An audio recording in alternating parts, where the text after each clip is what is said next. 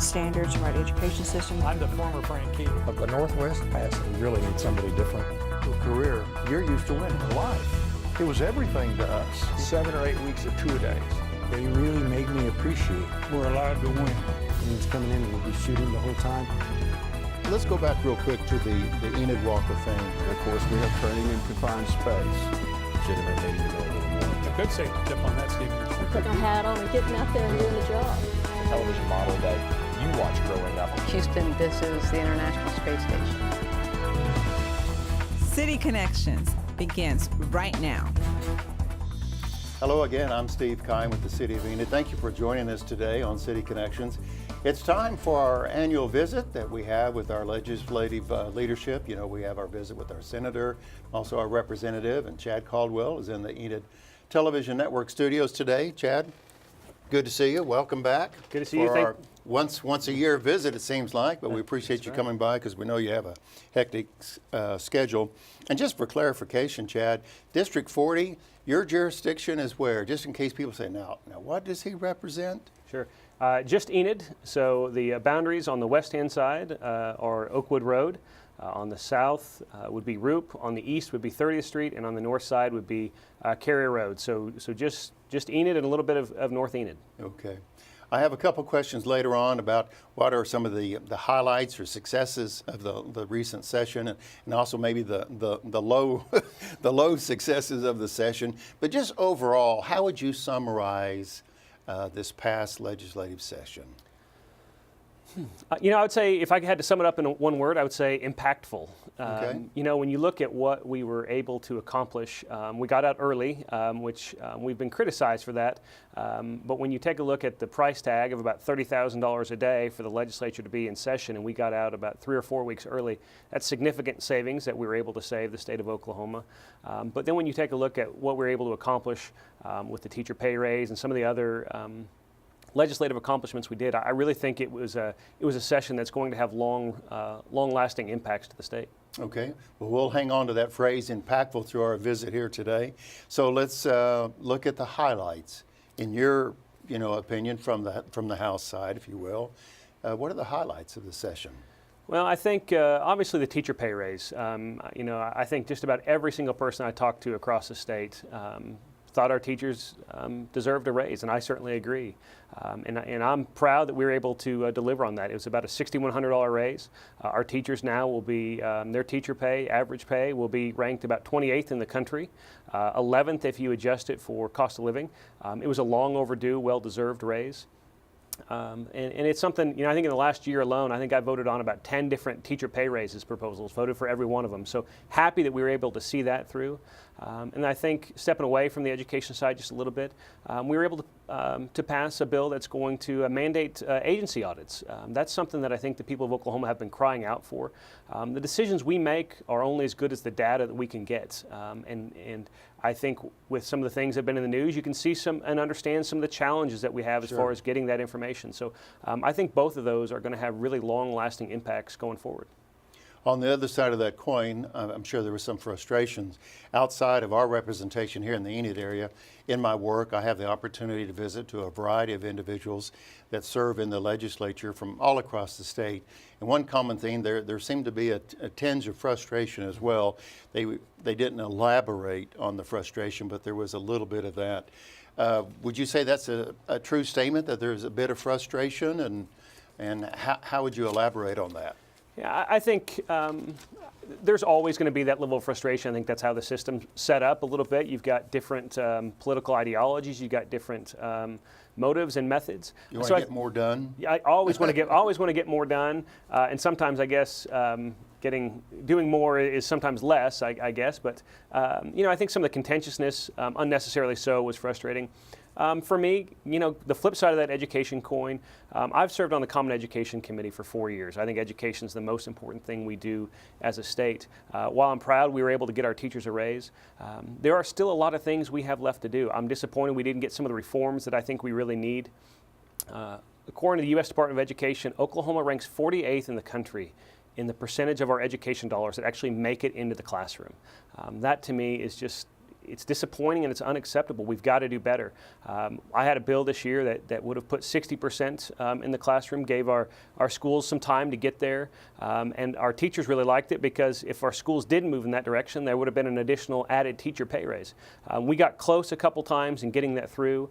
We didn't, but I'm gonna work on that again next year because we've got to get more money to the classroom. That's where our students are. That's where our teachers are. That's where the learning really happens. We have to make that a priority. 48th in the country in money to the classroom is just not acceptable. Thank you for joining us again today. And again, this is on City Connections, our annual visit with our representative of District 40, Chad Caldwell. We appreciate Chad stopping by each year to kind of give us that update. On the national front, Chad, there's been the Farm Bill. A lot of people talking about the Farm Bill on the national front. So let's bring it closer to home here in the Oklahoma legislature. Is there anything that's taken place recently that really impacts us right here in Enid and Garfield County, Northwest Oklahoma, that you can share with us? Right. Well, you mentioned the Farm Bill, and that's obviously on the national level, but that does have some local impacts for us. A lot of the things that people have come to expect and to rely on that are found in the 2014 Farm Bill, those will just be carried over once I think the Farm Bill gets passed. There are some changes. We allowed for the growth of industrial hemp. Now I want to be very clear that has nothing to do with the marijuana state question or anything like that. It's a complete different issue. But we need some federal regulatory changes to be able to really enable that to go through. I think the biggest thing that we really need to watch in the legislature, we want to make sure from a regulatory standpoint that Oklahoma remains ag friendly. I think our job really when it comes to agriculture is making sure that we continue to protect not only our farmers and ranchers but also our citizens, but also how do we promote Oklahoma agriculture. So I think we try to do a good job on that and good job on that balance. So I think we've tried to give them additional markets and additional tools. For example, like I said, the hemp issue. But I think our main job is just how to keep regulations out of the way so that our family farmers and our ranchers, that they can go ahead and prosper and be successful. That answers a great segue into my next question. On the national news, there was a story recently about an Air Force base in Texas having some challenges with some wind farms and interruption of the flight patterns and things of this nature. And of course, we know we're the military state, the importance of Vance and Altus and Tinker and really all the military installations we have in Oklahoma. But I have a very good friend. He's in his 90s. He has a large farm in Billings, and he has 3 wind turbines. And he's a happy camper. I bet he is. He's a happy camper. And so we hear a lot of discussion about, okay, wind turbines are just coming up everywhere in Oklahoma. However, we've got to protect our military bases, stuff like that. Can you just kind of give us an overview on what was discussed during the legislative session on just really this issue? Promoting economic development, keeping the farmers in Billings, as I use the example, happy, but also protecting our airspace, I guess, at Air Force bases. Right. What was discussed? Well, it definitely presents a challenge, and you hit on all of the major topics. Obviously, for Northwest Oklahoma, wind has been a tremendous boon for us. It's helped our schools, it's helped a lot of our residents, like you mentioned. So just in general, I'm pro-growth and pro-business development, I think. And wind has been a good industry for our state, so we want to make sure that we're not harming that. However, and not obviously we have Vance here in Enid. We certainly appreciate our partnership we have with Vance, but just as the importance as it is to our country for national defense, we want to make sure that we balance that. So really the conversation centered around how do we balance out economic development, encouraging that investment back in the state from a business and industry perspective, while at the same time protecting one of the most natural resources we have around here, which is why we have the Air Force bases we have good open flight plans. So how do we balance that out? How do we protect our pilots? And it's really a safety issue for them to make sure that we keep them safe, which is first and foremost on the agenda. While at the same time creating an environment that remains open for business for our wind farms. So I think that's what we did. It's a conversation that was going on for a couple of years. I think ultimately there were conversations both here and nationally, as you mentioned.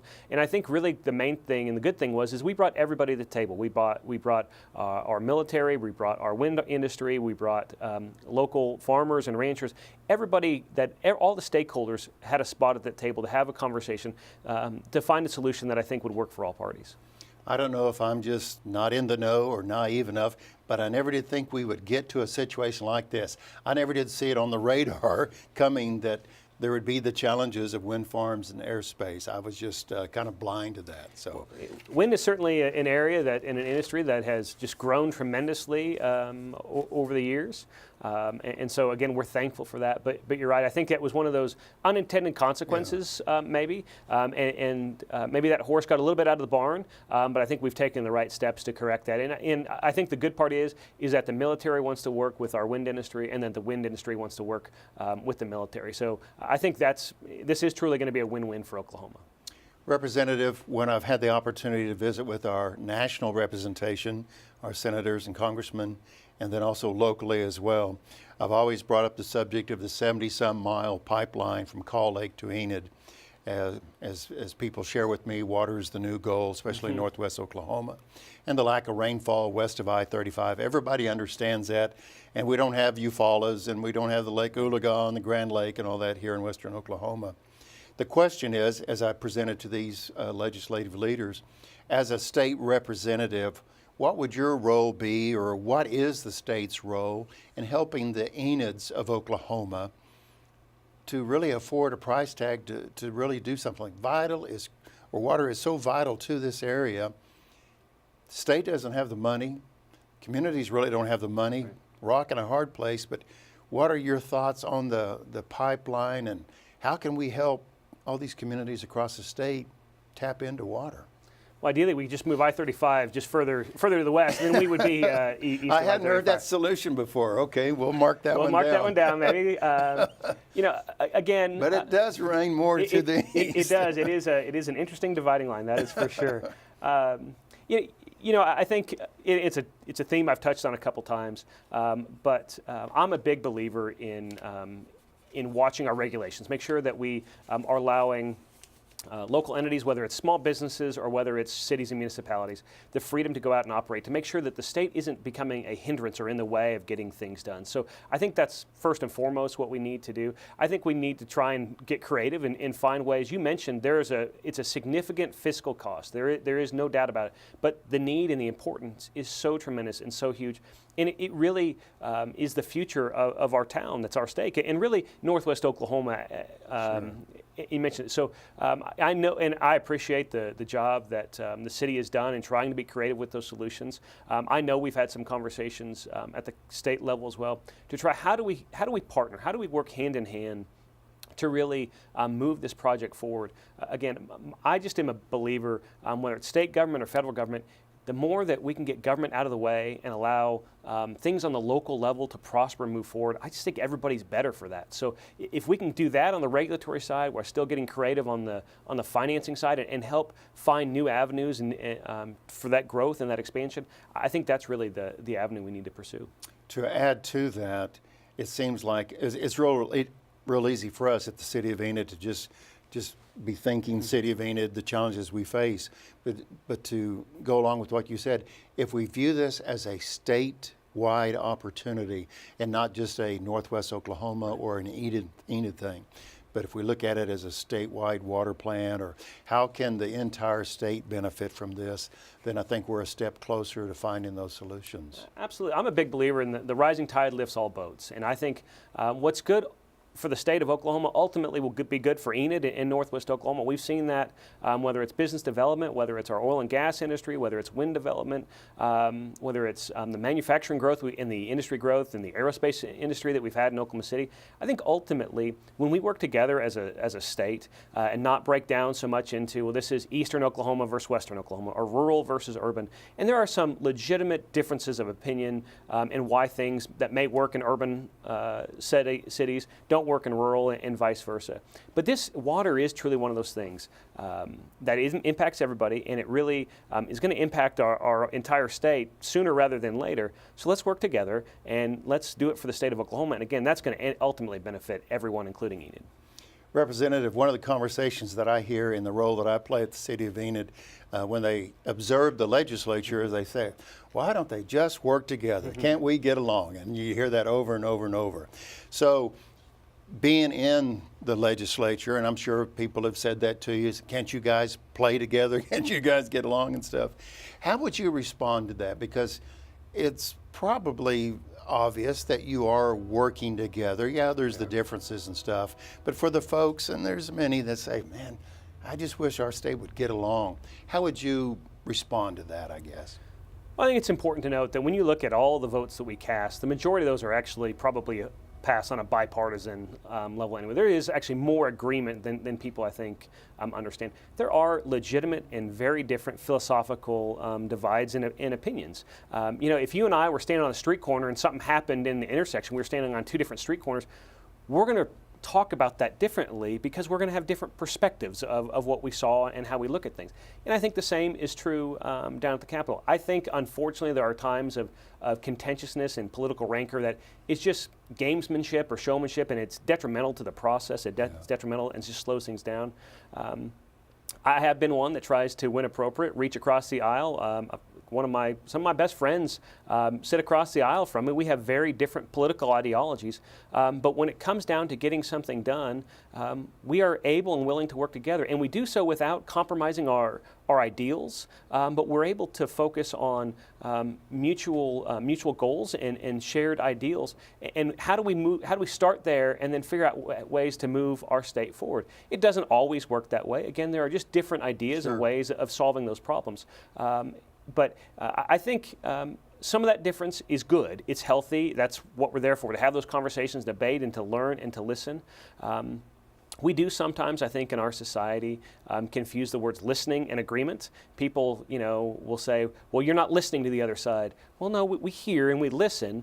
We just don't necessarily agree, and that's okay. Everybody's entitled to their own opinion, and that's healthy. But it's when we pick arbitrary things just for the sake of trying to poke somebody else in the eye.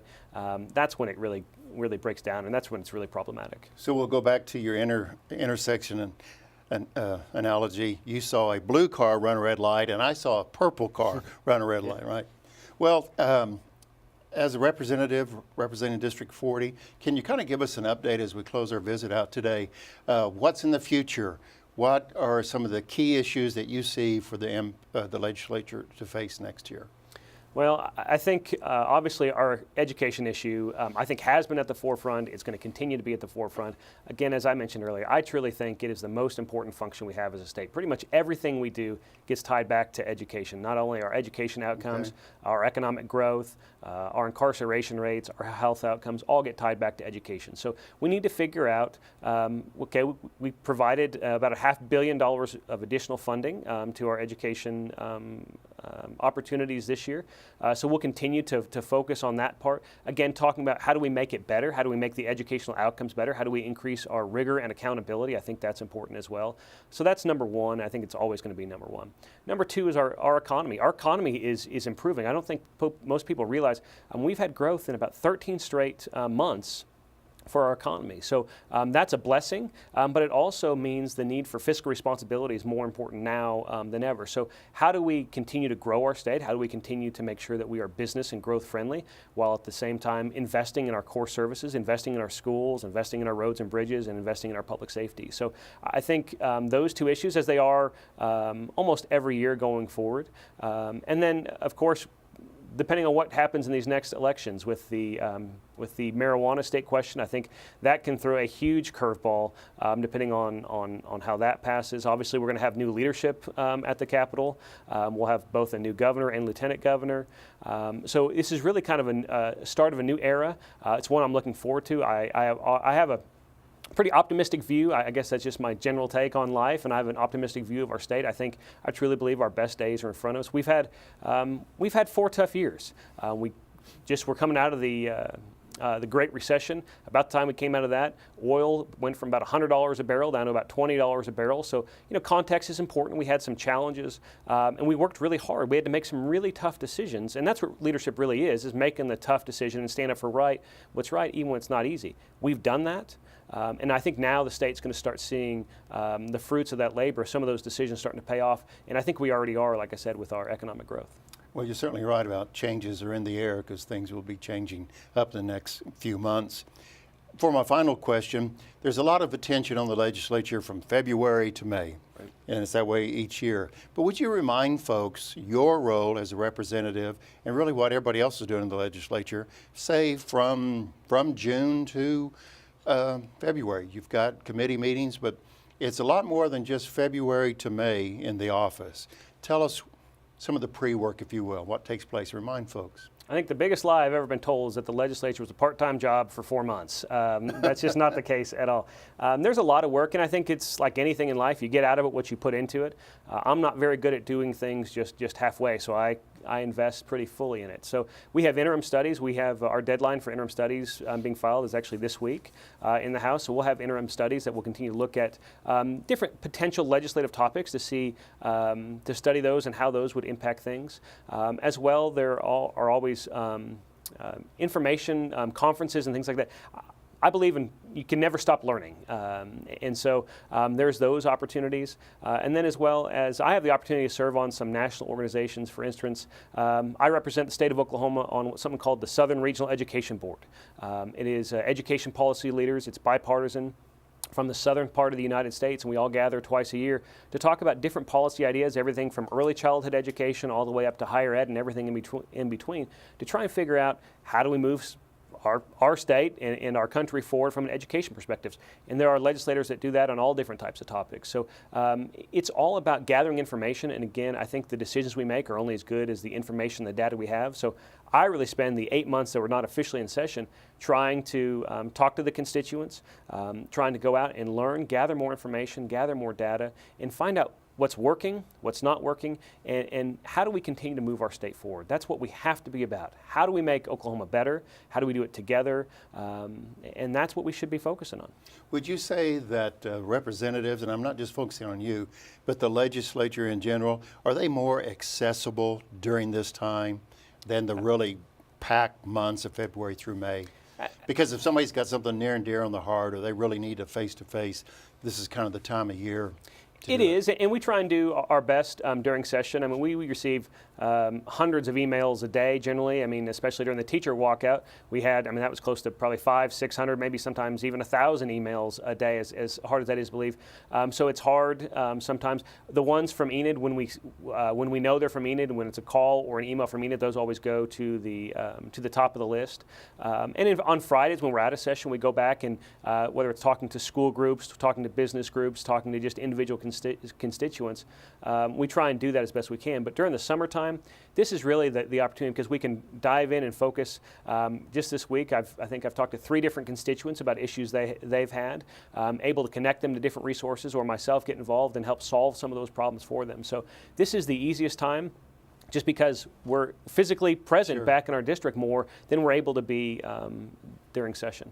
Last question, and kind of pulling this one out of the hat, but you would be close to it.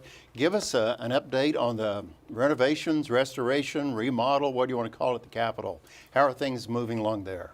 They are moving along noisily and dustily.